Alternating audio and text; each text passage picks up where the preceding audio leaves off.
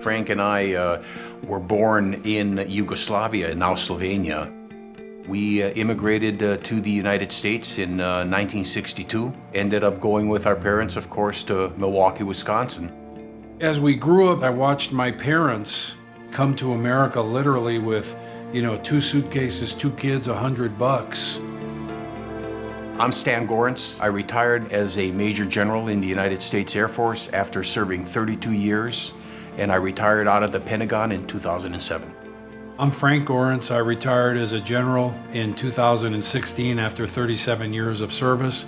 My last assignment was as the commander of U.S. Air Forces in Europe, U.S. Air Forces in Africa, and I was the commander of NATO Allied Air Command. We grew up in a mostly immigrant community. They were all very cognizant of their culture, but if you asked them what nationality they were, they would say, I'm an American. Always. It was very interesting. There was also this feel of, what are you offering America as this community? That was kind of a dynamic that I think we both identified with, and we were really cognizant of the fact that this is America, we're going for the American dream, we're working hard, let's prosper. I initially got interested in the Air Force Academy strictly off of the discussion that a student teacher had with us as a class. She had mentioned that she was going to marry an Air Force Academy cadet that summer, and that we ought to consider going to the Air Force Academy as an opportunity if we had not decided on colleges. Colorado, college education, able to get into the military, potentially go and fly. It seems like a pretty good opportunity. He went to the academy. I was, 12 years old at the time.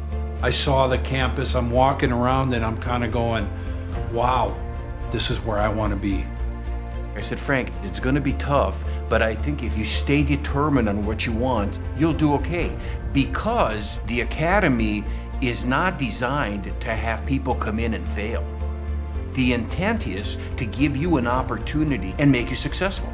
We were lower middle class immigrant children from the South Side, and to get a letter of acceptance, to one of the premier institutions in America, I mean, that's a big, big, big day. I guarantee you there are people who grew up with us that looked at both of us and go, how did that happen? Neither Stan nor I were what you consider to be a top student. We're just the average guys who basically we're there working our tail off to make it all happen in an organization that valued perseverance and determination. I can't tell you what a pleasure it was to be surrounded by a bunch of people who are focused on the mission, who have the same values that I do, who have a strong immigrant work ethic, who will do everything they can to make the mission succeed. I came in for the airplanes, I stayed for the people. There does come a point where you realize that what we're doing here is much larger than yourself. We're an Air Force that can deliver a weapon within 3 meters of any target, anywhere on the planet. How does that happen? I know how it happens.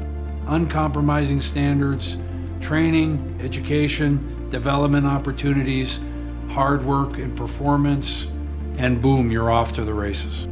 Never give up. That's right. The American dream is alive and well.